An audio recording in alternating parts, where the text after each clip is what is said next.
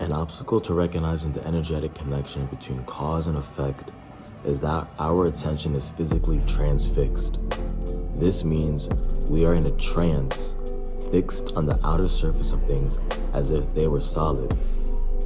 When we are physically transfixed by the world, everything, quote-unquote, matters to us. We also dwell in a story that we tell ourselves about what we are seeing.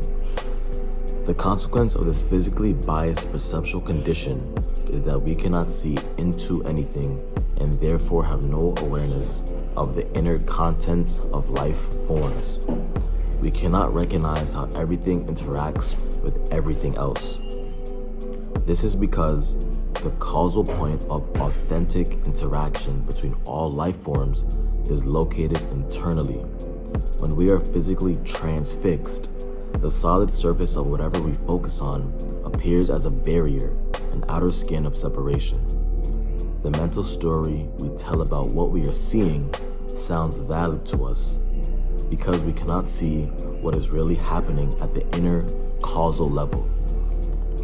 Rekindling our ability to perceive the connection between all life forms requires us to learn to perceive life as energy in motion. We initiate this perceptual adjustment by consciously retraining ourselves to redirect our point of focus to the emotional content of our own experience.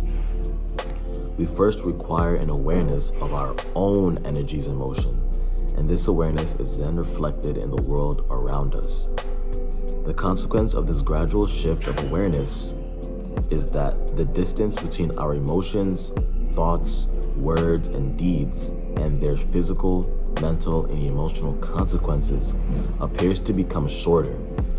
It may feel like time is speeding up. In reality, we're becoming more aware of the emotional undercurrent in our experience, the energetic cord that connects the causes and effects that flow throughout our experience. This energetic cord is always present, and our capacity to perceive it is the rebirthing of present moment awareness. However, it is not discernible with our physical eyes or our mental understanding, which is discerned only by developing the eyes of the heart, which quote-unquote see with felt perception. When we enter present moment awareness, it becomes apparent that whenever we live in time, the quality of the experience we're having is an effect. What up, good YouTube? It's your boy knnylewis back at it with another video. As you can see, I'm in my room for a lot of it because there's a hurricane happening right now in Tampa, and the eye of the storm of the hurricane is pretty much in Tampa. So I'm in for a lot of it for a couple of, till Monday. So, but I'm gonna get right into the video. I'll reset y'all real quick.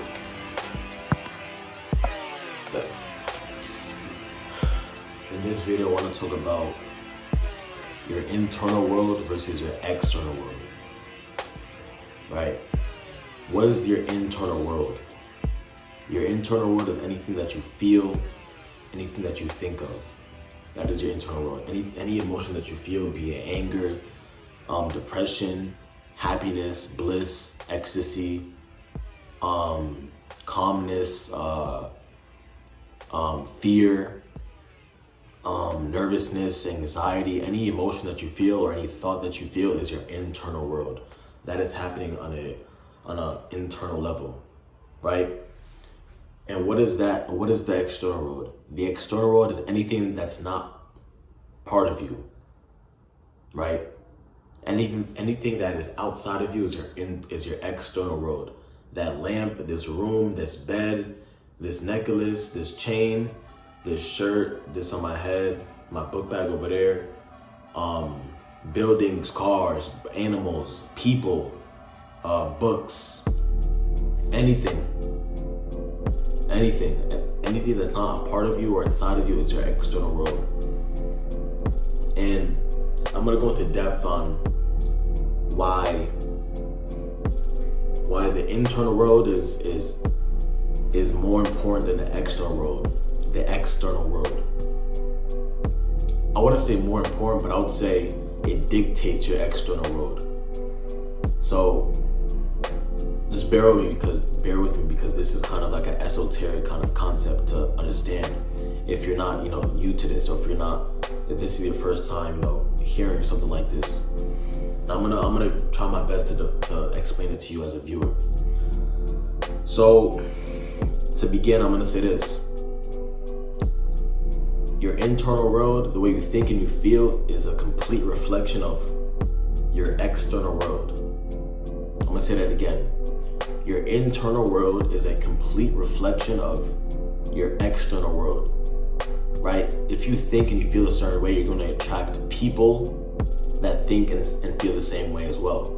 You're gonna attract things, experiences, situations that correlate with how you feel and how you think. If you're most memorized feeling, right? Even if it's unconsciously, because there's such thing as you're addicted to your feelings. If you're always being angry, you're addicted to that anger, even if you're not aware of it, right? If you're in a state of anger all the time, you're going to keep on attracting experiences or people that are also angry, or experiences that make you angry. Why? Because you feel that way every single day.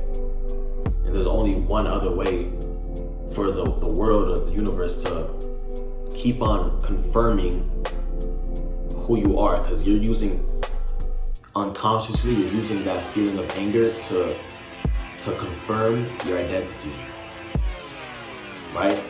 The moment you start being angry, you're not gonna have those experiences that make you angry, or those people in your life that are also angry to validate who you are, right? Bear with me. So, like it was said in this book, as you saw in the other video before this, it says, give me a second.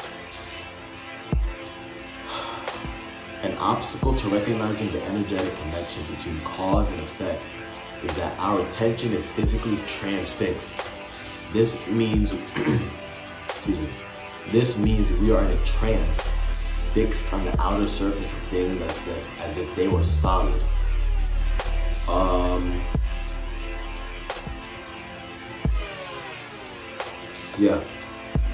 So when you're transfixed, you're associating more with the physical world than the internal world, and you think the things that are that you can see with your eyes are more real than the things that you can feel. But it's the opposite way. It's the other way around. The things you feel dictate the world you live, the life you live. It's that simple. Every single experience that you've had in your life is because it was correlated, or it was associated with how you felt. Even if it was a bad experience.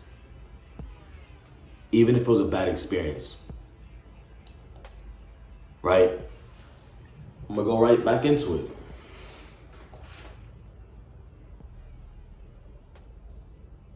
Right? It says, hold on, give me a second. It says, whenever we enter present moment awareness, aka when we're present in the world, when we're present without thinking about the future or thinking about our past, when we are completely present in the now, it becomes apparent that whenever we live in time, meaning when we're stuck in our past or thinking about our future mentally, the quality of the experience we're having is an effect. So I'm gonna break that down to you. Whenever we become more aware of living in the now, we then realize that whenever we live in time, or we're thinking about the past or the future, it becomes apparent or becomes more noticeable that the quality of our experience, our life, is an effect of how we feel, right? Everything that happens in your world is an effect, right? Have you guys ever heard of cause and effect? Like in, I I think like science or English, cause and effect. If this happens, then that would happen. If then, cause and effect, right? And it's pretty much saying, I think that's a G-Wagon too. It's pretty much saying that like, when you become more aware, you start to realize that life is only an effect of how you feel, right? The way you feel is the cause. The way the internal world is the cause, because you as a person, you as a human being, this is your life experience. This is my life experience. Everything that happens to me is because it's me. The way I think and feel is completely different from that person, from that person, from that person. And when you realize that your thoughts and your feelings are the cause of everything that happens in your life, you become aware that the life you are living is an effect of your feelings. Then once you realize that, you start to take more awareness of what you're thinking and feeling, right? So I don't want to give too much information because I don't want to go too deep onto this. I might do another video. But just realize this, that the way you think and feel internally dictates your external world. If you're not happy with the world, with the life you're living right now, it's because you have to fix the way, not fix, I don't want to say fix like it's something bad, but you have to kind of unlearn those feelings, those negative feelings or negative thoughts, and implement new feelings and thoughts. How do you do that? You do that by meditating and being comfortable and being with those emotions and thoughts. Because the first step of changing is just becoming aware of. If you're not aware of something, there's no way you can change because you're unconscious of it. There's things that I'm doing unconsciously that I'm not aware of because I just can't, I'm not aware of it. It's behind me. I can only see what's in front of me. I can't see what's behind me, right? Those are things that I'm unaware of, but that might not be the same of what you're unaware of. So the first step, you have to just be aware, ask people, blah, blah, blah, blah, blah, like, hey, or anything that you have to do to become aware of the things you're unaware of. But that's the end of the video. I don't get too deep, like I said. Make sure you guys like, comment, subscribe. Kenny Motivates. Share this channel, share the video, and we out.